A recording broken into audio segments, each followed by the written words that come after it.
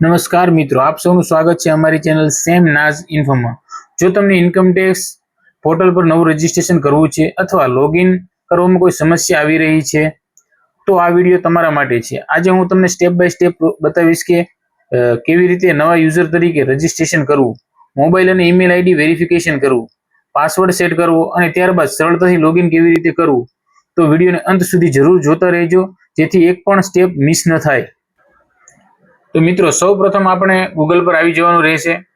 ત્યાં સર્ચ બારમાં આપણે ઇન્કમ ટેક્સ લોગિન ટાઈપ કરવાનું રહેશે। ત્યારબાદ ઇન્કમ ટેક્સની ફર્સ્ટ લિંક ઓપન થઈ જશે, ઇન્કમ ટેક્સ ડિપાર્ટમેન્ટ હોમ, ત્યાં તમારે ક્લિક કરવાનું રહેશે। તેના ઉપર ક્લિક કરશો એટલે ઇન્કમ ટેક્સનું ઈ ફિલિંગનું ઓફિશિયલ પેજ ઓપન થઈ જશે। તેની નીચે ક્વિક લિંક્સમાં ઘણી બધી સર્વિસો આપેલી છે, પાન કાર્ડ રિલેટેડ। તો મિત્રો, આપણે અહીં નવા યુઝર તરીકે રજીસ્ટર કરવાનું છે, જે ફર્સ્ટ ટાઈમ જ તે ઇન્કમ ટેક્સ ઉપર આઈટીઆર ફાઇલિંગ કરવા માટે। તો સૌપ્રથમ આપણે જમણી બાજુ બતાવેલ રજીસ્ટર ઉપર ક્લિક કરવું। ત્યારબાદ એક પેજ ઓપન થશે જેમાં ગેટ સ્ટાર્ટેડ લખેલું છે। ત્યારબાદ 4 સ્ટેપમાં રજીસ્ટ્રેશન આપણે કરવાનું રહેશે।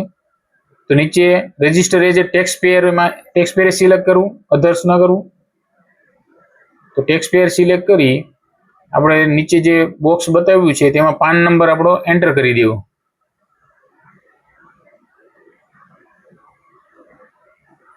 પાન નંબર 10 આંકડાનો એન્ટર થઈ જાય ત્યારે બાજુમાં વેલિડેટ લખેલું આવશે, જ્યાં તમારે ક્લિક કરવું। ત્યારબાદ સક્સેસ પાન ડિટેલ સક્સેસફુલી એવું લખેલી આવી જશે, એટલે કે પાન નંબર સાચો છે। તો આપણે રજીસ્ટ્રેશન કઈ રીતે કરવાનું છે, તો as a individual tax payer તરીકે તો યસ કરી કન્ટિન્યુ કરી આગળ વધી જવાનું રહેશે। ત્યારબાદ ટિક બોક્સ પર ટિક કરવું, યસ ઉપર ક્લિક કરી આગળ વધી જવું। ત્યારબાદ આપણા મોબાઈલ નંબર ઉપર, આધાર મોબાઈલ નંબર ઉપર એક ઓટીપી આવ્યો હશે, જેને આપણે અહીં ફિલ કરવાનો રહેશે।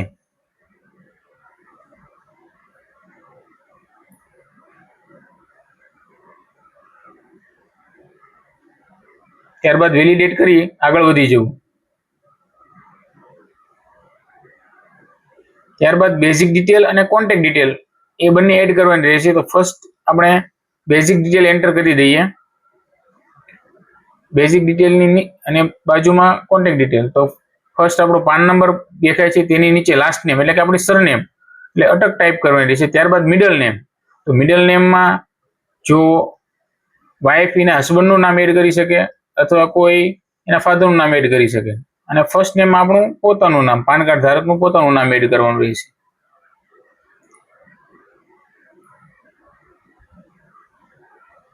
ત્યારબાદ ડેટ ઓફ બર્થ સિલેક્ટ કરી લેવી, ડ્રોપ ડાઉનમાં જઈને બર્થ ઓફ યર અને બર્થ ઓફ મંથ અને ડેટ સિલેક્ટ કરી લઈએ।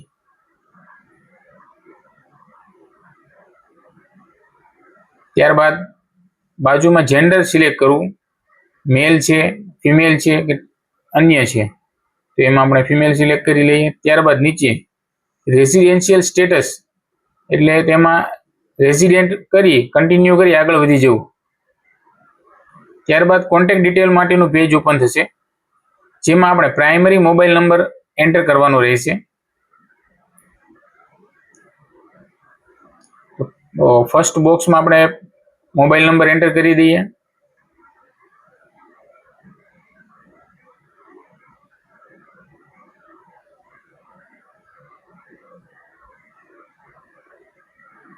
ત્યારબાદ બાજુમાં આ મોબાઈલ નંબર કોનો છે, સેલ્ફ એટલે પોતાનો છે, ફાધરનો છે, મધરનો છે કે કોઈ અન્યનો છે, તો એમાં આપણે સનનો છે તો સન સિલેક્ટ કરીએ, આપણો પોતાનો હોય તો સેલ્ફ સિલેક્ટ કરીએ। ત્યારબાદ નીચે ઈમેલ આઈડી એન્ટર કરવાની રહેશે। ત્યારબાદ બાજુમાં સેમ ઓપ્શન સિલેક્ટ કરવો કે ઈમેલ આઈડી છે સેલ્ફ એટલે કે પોતાની છે, ફાધરની છે, મધરની છે, જે પણ હોય તે સિલેક્ટ કરી લેવું। ત્યારબાદ નીચે લેન્ડલાઇન મોબાઈલ નંબર હોય તો એન્ટર કરવો, ન હોય તો પણ ચાલે. ત્યારબાદ એની નીચે પોસ્ટલ એડ્રેસ એટલે કે તમારા આધાર કાર્ડમાં જે એડ્રેસ હોય તે એન્ટર કરવાનું રહેશે. તેમાં ફર્સ્ટ કન્ટ્રીમાં તમારે ઇન્ડિયા સિલેક્ટ કરવાનું રહેશે. એની નીચે આપણું એરિયાનું નામ અથવા શેરીનું નામ જે કંઈ પણ હોય તે ટાઈપ કરી દેવું.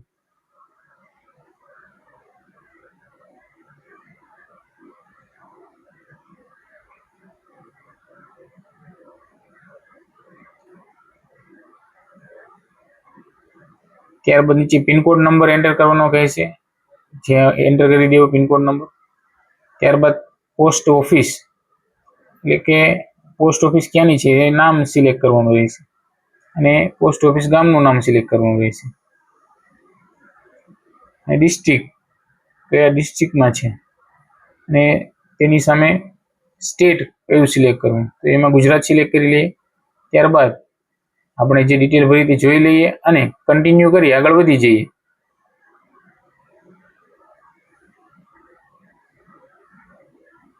ત્યારબાદ તમારા મોબાઈલ નંબર ઉપર અને ઈમેલ આઈડી ઉપર એક ઓટીપી આવશે. જે બંને ઉપર આવે તેને અહીં એન્ટર કરો. તો ફર્સ્ટ આપણે મોબાઈલ નંબર ઉપર જે કંઈ પણ ઓટીપી આવ્યો હશે તેને અહીં એન્ટર કરશું. ત્યારબાદ ઈમેલ આઈડી ઉપર આવેલો ઓટીપી ને એન્ટર કરશું.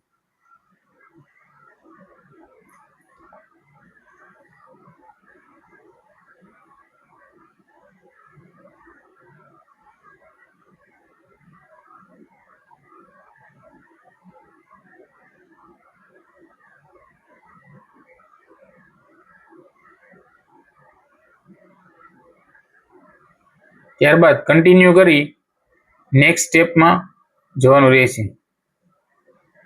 ત્યારબાદ આપણે ડિટેલ વેરીફાઈ કરવાનું કહેશે કે બેઝિક ડિટેલ અને કોન્ટેક્ટ ડિટેલ બરાબર છે તે આપણે વાંચી લેવું. અને તેની જમણી બાજુ એડિટ ઓપ્શન લખેલો છે. જો કંઈ સુધારો કરવો હોય તો એડિટમાં જઈ અને સુધારો કરી લેવો.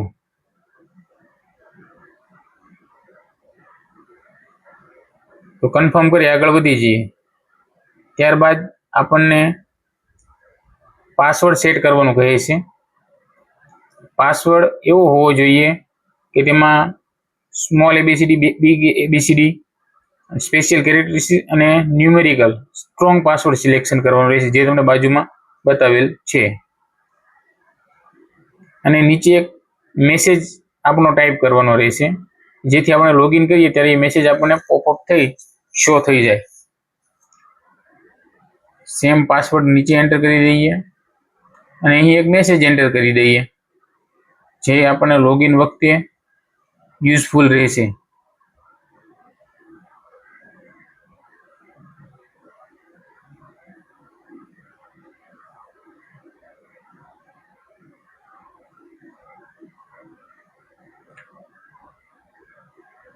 ચાલો, મેસેજ ટાઈપ થઈ ગયો. તો નીચે રજીસ્ટર ઉપર ક્લિક કરવાનું રહેશે.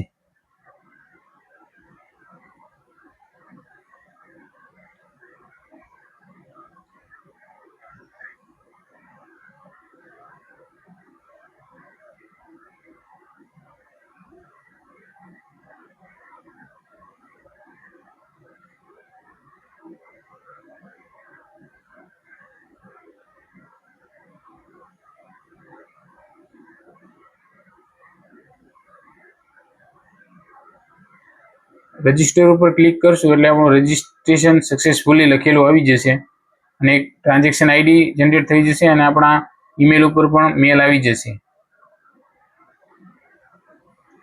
ત્યારબાદ પ્રોસીડ ટુ લોગિન ઉપર ક્લિક કરી આપણે લોગિનના પેજ ઉપર આવી જઈએ, જ્યાં ફર્સ્ટ આપણે જે લખ્યું છે પાન અથવા યુઝર આઈડી, તો ત્યાં આપણે આપણો પાન નંબર એન્ટર કરવાનો રહેશે લોગિન પ્રોસેસ માટે. ત્યારબાદ નીચે કન્ટિન્યુ કરી આગળ વધવું. ત્યારબાદ આપણે જે મેસેજ ટાઈપ કર્યો હતો એ આવશે, તેને વાંચી લેવો. ટિક બોક્સ પર ટિક કરી પાસવર્ડ એન્ટર કરી કન્ટિન્યુ કરશો એટલે ઇન્કમટેક્સ ડિપાર્ટમેન્ટની ઓફિશિયલ વેબસાઇટ અંદર રજીસ્ટર થયેલું યુઝરનું પેજ ઓપન થઈ જશે, જ્યાં વિવિધ ઓપ્શન આપેલા છે. ડેશબોર્ડ, ઈ ફાઇલિંગ કરવા માટેના અથવા તમારી બેઝિક ડિટેલ આપેલી હશે. અને અહીં લોગિન થઈને પણ તમારે જો પ્રોફાઇલ સેક્શનની અંદર જઈ કંઈ સુધારા વધારા કરવા હોય તો તમે કરી શકો છો. તો આવી જ ઉપયોગી માહિતી મેળવવા માટે અમારા વિડીયોને લાઈક કરી દો, શેર કરી દો અને અમારી ચેનલને સબસ્ક્રાઇબ કરી દો.